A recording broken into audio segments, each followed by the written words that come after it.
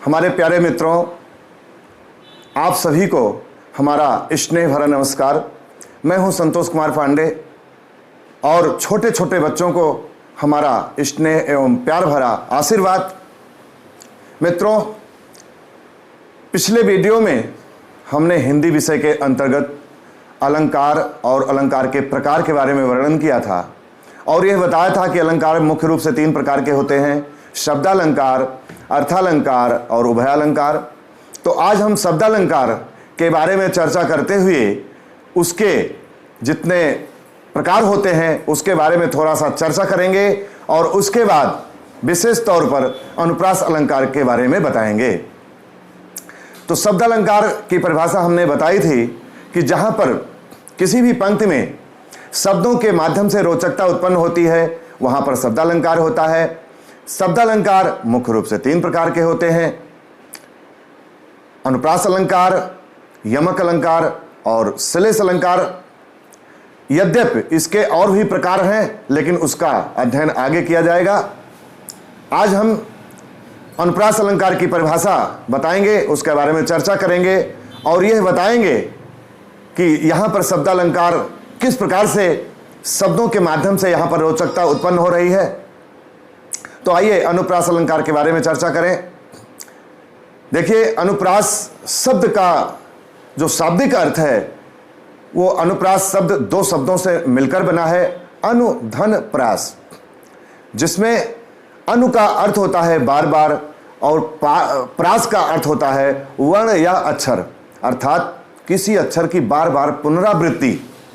अर्थात हिंदी में किसी भी पंक्ति में जहां पर किसी अक्षर की बार बार पुनरावृत्ति हो, उसकी आवृत्ति हो, अर्थात जहां पर किसी भी पंक्ति में कोई अक्षर या कोई वर्ण बार बार आता हो वहां पर अनुप्रास अलंकार होता है।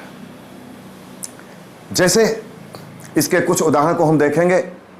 नंबर 1, तरन तनुजा तट तमाल तरवर बहु छाए।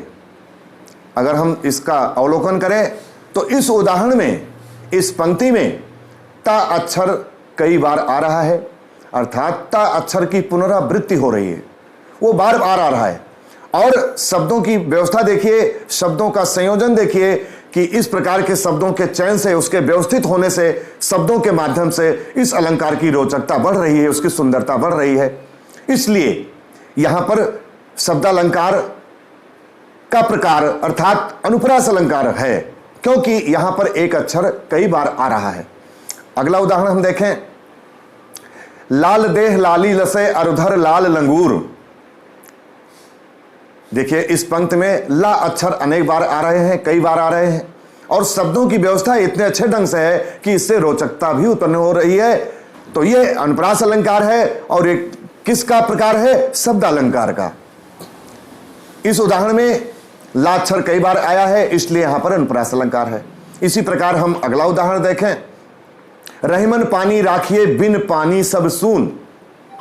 देखिए, यहां पर शब्दों की व्यवस्था बहुत अच्छे ढंग से की गई है, तो शब्दालंकार है। और क्योंकि यहां पर ना अक्षर कई बार आ रहा है, रहीमन पानी राखिए बिन पानी सब सून, तो ना अक्षर कई बार आ रहा है, उसकी पुनरावृत्ति हो रही है, उसकी बार बार आवृत्ति हो रही है, वो बार बार आ रहा है, इसलिए यहां पर अनुप्रास अलंकार है। इसी प्रकार हम अगला उदाहरण देखें। श्री गुरु चरण सरोज रज निज मन मुकुर सुधार, वर्ण रोगबर विमल जस जो दायक फलचार। यहां पर इस दोहे की प्रथम पंक्ति में श्री गुरु चरण सरोज रज निज मन मुकुर सुधार, देखिए रा अक्षर कितनी बार आया है? कई बार आ रहा है।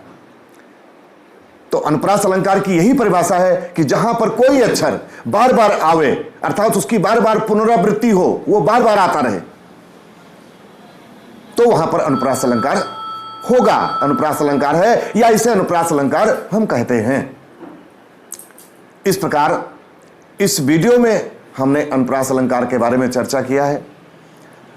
अगले वीडियो में हम यमक अलंकार के बारे में चर्चा करेंगे, वो भी शब्दालंकार ही है। प्रिय मित्रों, यदि आपको हमारा वीडियो पसंद आए, समझ में आए, अच्छा लगे तो आप इसको सब्सक्राइब करें हमारे चैनल को और इसे लाइक करना ना भूलें। प्लीज, सादर धन्यवाद।